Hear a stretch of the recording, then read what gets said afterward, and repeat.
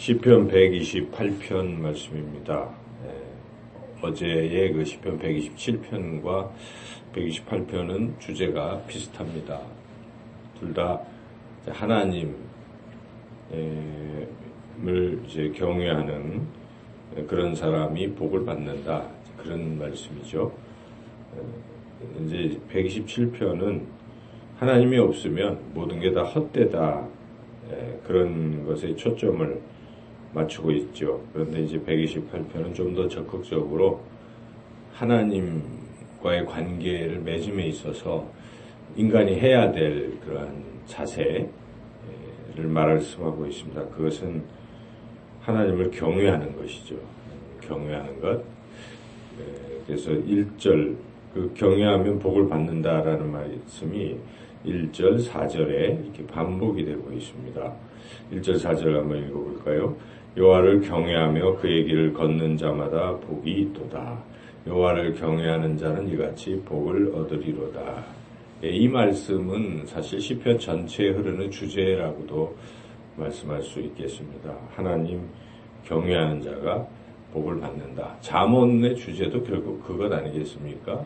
여호와를 경외함이 지식의 근본이다, 그렇게 말씀하고 있습니다. 그래서 지혜가 무엇인가? 사람이 좀 지혜롭게 살아야 되잖아요. 지혜가 무엇이겠습니까? 하나님을 경외하는 것이라는 것입니다. 그러니까 우리가 잘 살려고 하는 거예요. 사실은 복을 받고 형통하게 살려고 하는데 어떻게 잘 사느냐? 그걸 아는 게 지혜인데, 그 지혜는 하나님을 경외하는 것이다, 그런 뜻 아니겠습니까? 그래서 하나님을 경외하면 잘 된다는 것입니다. 복을 받는다는 것이죠. 그래서 하나님을 경외하며 산다는 것이 행복의 길인데, 과연 하나님을 경외하는 것이 무엇인가? 우리가 그 뜻을 잘 알아야 되겠습니다. 야레, 이제 히브리어로 경외하다는 것은 야레, 이런 뜻인데요. 야레의 뜻은 이제 우리 한자 풀이가 그대로 그 의미를 담고 있습니다. 공경한다, 왜, 두려워한다, 그런 뜻입니다. 공경하고 두려워한다, 그런 뜻입니다. 물론 이제 두려움이, 우리가 뭔가를 두려워할 때는 막 공포에 젖어서 두려워하는 경우도 있지만, 이분이 워낙 높고 위대하시면 그분 앞에서 이렇게 몸둘 바를 모르는 듯한 그런 두려움도 있는 것이죠. 그분이 꼭 무서워서가 아니라, 마치 부모님에 대해서 이렇게 경외심을 가진 자녀들은 부모를 뵐 때 어떻습니까? 함부로 할 수 없는 분, 부모님은 이러한 분으로서의 그 두려움이 있는 것이죠. 부모가 나를 때릴까봐, 나를 어떻게 할까봐 무서워하는 두려움이 아니라 그러한 존경을 가득 담은 두려움. 그런 두려움이 우리에게 있어야 되죠. 그래서 그런 분들은 하나님 앞에 예배드리는 모습, 또 하나님 말씀을 받아서 그것을 실천하는 모습, 이런 모습들이 차이가 있습니다. 자녀들도 부모님이 말씀하시면 그것을 귀하게 여기고 받들어서 섬기고 실천하려고 하잖아요. 그런데 경외심이 없는 사람들은 부모님 말씀을 무시합니다. 그건 우습게 여기는 거죠. 실천은커녕 반대하고 대들고, 이런 것이 이제 경외심이 없는 사람이죠. 그래서 하나님 경외는 곧 하나님 말씀 순종과도 연결되어 있는 것입니다. 그래서 말씀에 순종하고 그것을 항상 지키고 하는 이러한 사람들이 이제 하나님을 경외하고, 그런 사람들이 복을 받는다는 것입니다. 근데 이제 하나님 경외와 또 연결이 되어 있는데, 1절은 또 하나를 더 추가적으로 말씀하고 있는데, 그의 길을 걷는 자, 이렇게 있습니다. 하나님을 경외하며 그의 길을 걷는 자. 4절은 그냥 경외하는 자로 하나로 종합되어 있지만은 1절은 또 하나를 말씀하고 있는데, 그의 길을 걷는 자. 결국 그의 길을 걷는 것도 하나님 경외하는 사람들에게서 나타나는 중요한 특징이다 볼 수가 있는데, 그의 길을 걷는 것은 하나님의 길을 우리는 걷는 것입니다. 하나님이 이쪽으로 가는 것이 옳다라고 말씀하시면 그 길을 따라가야죠. 그런데 경외하지 않는 사람들은 하나님이 말씀하시는데 꼭 반대로 간다든지, 딴 옆길로 간다든지, 자기가 원하는 자기의 길을, 마이웨이를 고집하잖아요. 그것은 하나님을 경외하는 사람이 아닙니다. 그래서 우리는 하나님의 길이 무엇일까를 끊임없이 생각해야 되는데, 하나님의 말씀을 통해서 하나님의 길을 우리는 볼 수가 있습니다. 하나님은 이 길이 정로다, 이렇게 살아라, 이렇게 가라, 이것을 행하라 라고 끊임없이 보여줍니다. 우리가 새벽마다 하나님 말씀을 자꾸 읽는 이유는 거기에 있지 않습니까? 하나님이 원하시는 길이 무엇일까? 오늘은 어떻게 살아가야 할까? 그래서 그런 것을 잘 깨닫고 그대로 이제 실천을 해야 됩니다. 그 길을 따라 가야죠. 깨달기는 잘 했는데 그거와 또 상관없이 하루 종일 살아간다면 그것도 또 문제가 있습니다. 그래서 하나님의 그 뜻을 잘 알고 거기에 순종하는 것, 이것이 총괄적으로 하나님을 경외하는 삶이다 볼 수가 있습니다. 자, 이렇게 하나님을 경외하는 사람들은 어떤 복을 받는 것인가? 사실 모든 복을 망라하고 있다는 것을 우리가 알 수가 있는데, 첫째 2절은 이제 가정에 소득이 주어지는 것입니다. 일한 대로 소득이 주어진다. 2절을 읽어보겠습니다. 네가 내 손이 수고한 대로 먹을 것이라. 네가 복되고 형통하리로다. 손이 수고한 대로 먹는 것도 이거는 굉장한 복이죠. 다 이 일을 해도 헛수고가 될 수 있습니다. 안 될 수가 있는 것이죠. 사상두각처럼 다 쓰러져 버릴 수 있어요. 근데 열심히 일했는데 일한 대로 소득이 주어지는 거, 이것도 큰 복인데요. 또 이제 한 가지 우리가 여기서 잊지 말아야 될 것은 일을 안 하면 주어지지 않는다라는 것도 원리적으로 이해를 해야 됩니다. 성경에 보면 일하지 않는 사람은 먹지도 말라 이런 말씀도 있기 때문에, 그리고 심은 대로 거두리로다라는 말씀이 성경에 있습니다. 그러므로 하나님은 그냥 아주 아무것도 안 하고 감나무에서 감이 떨어지기를 바라는 이러한 것을 그렇게 바람직하게 여기지 아니하신다는 것을 우리가 알 수 있어요. 그래서 우리는 최선을 다해야 됩니다. 매사에. 그리고 하나님 우리에게 귀한 결과를 주시는 것이고, 최선을 다해도 결과가 주어지지 않는 것은 참 복이 없는 것이잖아요. 그런데 하여튼 우리가 최선을 다했을 때 그것에 대한 결과를 주시는 것, 그런 복을 받게 된다.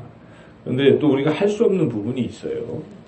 노력을 해도 안 되는, 우리 힘으로 안 되는 그런 부분이 이제 3절, 4절이라고도 볼 수 있어요. 우리가 자식을 우리가 어떻게 못한다는 것입니다. 자식, 또 가정의 식구들을 우리 마음대로 어떻게 할 수가 없는 영역일 수도 있습니다. 그거 어떻게 자기에게 주어지는 상황들이잖아요. 그래서 이런 부분에서도 하나님이 경외하는 사람에게는 복을 주시는데, 첫째는 아내가, 그리고 두 번째는 자녀가 잘 되게 하시는 복입니다. 3절을 읽어보겠습니다. 내 집 안방에 있는 네 아내는 결실한 포도나무 같으며 내 식탁에 둘러앉은 자식들은 어린 감람나무 같으리로다. 하나님을 경외하면 아내가 좋은 아내가 된다는 것입니다. 성품이 좋아지고, 그래서 아내 때문에 온 집이 화목하게 된다. 그런 것이죠. 풍성한 포도나무가 맺히면 얼마나 좋은 것입니까? 그만큼 아내의 그 웃음과 또 성령의 열매와 좋은 성품들이 집안 곳곳에 이렇게 쭉 있기 때문에 가정은 늘 행복하고 평안하고 식구들은 기쁘고 즐겁다는 것이죠. 이렇게 복을 주시며, 그리고 가정의 소망은 자녀들에게 있습니다. 이제 이 세대는 지나가잖아요. 다음 세대는 자녀들의 세대이기 때문에 가정마다 우리 자식이 잘 됐으면 하는 바람은 누구에게나 부모에게 다 동일하게 있습니다. 자녀 잘 되기를 바라는데, 바로 근데 그 자녀가 잘 되는 것을 우리 인력으로 못하는 부분이 상당히 많습니다. 어떻게 할 수가 없는 거죠. 그런데 하나님을 경외하고 살면 하나님께서 자녀도 책임져 주시고 자녀의 길을 열어주신다 하는 것이죠. 그래서 여기에 식탁에 둘러앉은 자식들이 어린 감람나무 같으리로다. 그래서 감람나무는 이렇게 자꾸 성장하고 있다는 모습을 보여주고 있습니다. 물론 자녀를 우리가 어찌할 수 없다는 부분도 있지만, 그래도 부모하기 나름인 부분도 없지 않습니다. 그래서 여기 감람나무라는 것의 특징은 이렇게 자꾸 접목을 하는 형태의 나무라는 것이죠. 다른 어떤 가지를 원목에다가 붙이면 자라는 게 감람나무인데, 그와 같이 이 감람나무가 이 원나무에 붙어 있어야 잘 자라는 것처럼 부모로부터 떨어지면 자녀는 안 되는 것입니다. 그러니까 부모가 잘 제대로 하면 자식들도 또 제대로 할 수 있다. 그래서 부모의 책임도 없지 않다는 것을 말하고 있습니다. 그리고 5절, 6절은 이제 더 나아가서 자기 가정뿐만 아니라 한 나라도 그리고 현재의 가족이 아니라 그 이후 미래 세대의 자자손손에게도 복이 임한다 하는 것이 5절, 6절이죠. 5절, 6절도 같이 읽어보겠습니다. 여호와께서 시온에서 내게 복을 주실지어다. 너는 평생에 예루살렘의 번영을 보며 내 자식의 자식을 볼지어다. 이스라엘에게 평강이 있을지로다. 그렇습니다. 아멘. 여기에 예루살렘이라는 것은 민족 전체를 말하지 않겠습니까? 이스라엘 민족이 다 번영하게 될 것이다. 그리고 자식의 자식은 후손을 말하겠습니다. 후손도 번영할 것이다. 이런 복을 받는다라는 말씀입니다. 이제 한 가지 또 주목할 부분은 5절 시작 부분에 여호와께서 시온에서 내게 복을 주신다. 시온은 하나님이 계신 곳을 말합니다. 좀 범위를 좁혀보면 여호와의 성전을 가리키고 있습니다. 여기서는 지금 성전 순례시잖아요. 성전을 향해 가면서 저 시온에서 복이 나오는구나. 하나님에게서 복이 주어지는구나. 그래서 우리가 하나님이 복의 근원이다. 그 하나님을 경외하면 이런 풍성한 복을 받아 누리게 될 것이다 하는 것이 시편 128편의 주제입니다. 내용은 그렇게 어렵지 않습니다. 문제는 우리가 정말 하나님을 경외하며 사느냐에 있습니다. 오늘도 하나님이 계시고 그 하나님이 참 나를 얼마나 사랑하시고 그래서 좋으신 하나님 앞에서 하나님의 임재 속에서 하나님을 높이고 찬양하고 하나님 말씀에는 무조건 그 어떤 일이 있어도 말씀을 순종해서 하나님의 길을 따라 걷는 그런 삶이 되시기를 주님의 이름으로 축원합니다.